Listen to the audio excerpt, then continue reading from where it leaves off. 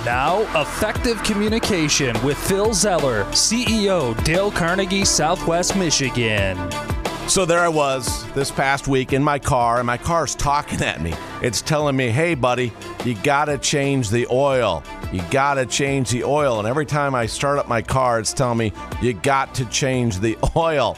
And I keep getting this alert up, and it forces you to select either dismiss this alert or schedule an appointment. So these cars are getting pretty smart these days, and they're telling you what you need to do to take care of the car, right? So I don't know if your car tells you that, but if it doesn't, you probably hope that it does, because we all know if you don't change the oil in your gas combustion engine car, eventually the thing is going to seize up. That engine's not going to run anymore if you don't keep the oil fresh in that thing. And for those of you that are running the battery operated cars, that's cool too.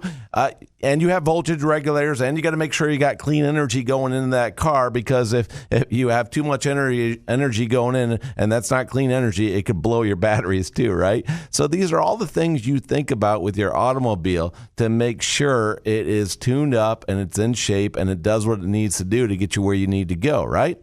And you don't even really think about it that much, because now, like I said, with the technology, it's telling you, hey, do something, do something, do something. I'm helping you to help yourself here. Come on now. So the vehicle's talking at you. And I started going through this the other day. I started thinking about this, and I was saying, you know what? I'm glad it does that. I'm glad it reminds me that I have to take care of this, because if I don't take care of it, it's going to get really expensive. And I would be very frustrated if it got to that point. But the only person I could blame would be myself, so I can't blame anybody else, because the car was telling me to change my oil. So I'm going to be like your car today.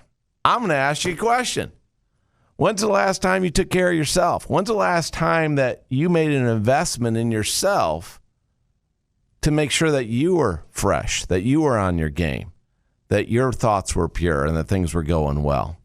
You know, I watched an interview this past year with Tony Robbins and Warren Buffett. And Tony Robbins, the great motivational speaker, he was interviewing Warren Buffett. And he shared during that interview, and I saw this, it was a replay on TikTok, and I saw this, and he said, investing in yourself is the most important investment you will ever make in your life.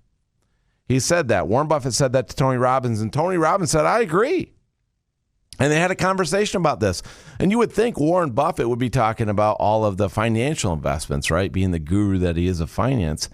And yet he shared with Tony Robbins that investing in yourself is the most important investment you'll ever make. And Dale Carnegie, had an experience, or I should say Dale Carnegie's been out there since 1912. And Warren Buffett often speaks about his Dale Carnegie experience. And he shares this publicly in a lot of places. And if you were to go out in your favorite browser and just type in Warren Buffett, Dale Carnegie, and he shared so much with people over the years and said, hey, I took this course, it impacted me. And it made me think, as I was listening to this, thank goodness that I had an employer that sent me to the Dale Carnegie course back in 1994. It was actually the CEO of the company I worked for. I was in IT, and he walked up to me one day and he said, hey, Phil, the executive team's been talking to you about you, and we're a little concerned.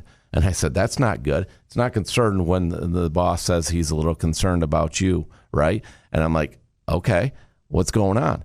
He said, we think you're going to implode. You take everything in. You never say no. You're always willing to help everybody. But you're going to implode like one of those old Las Vegas hotels, where they put the dynamite inside and they blow them up so they implode. Not explode, implode, so they cave in. And we give you about 2 years before you're going to self-implode. And I'm like, well, that's not a vote of confidence. He said, well, let me ask you a question. How many hours a night do you get of sleep? And I said, 4 to 5. I'm doing pretty good. And he said, 4 to 5, Phil. Take it for somebody much older and wiser. 4 to 5 hours is not enough.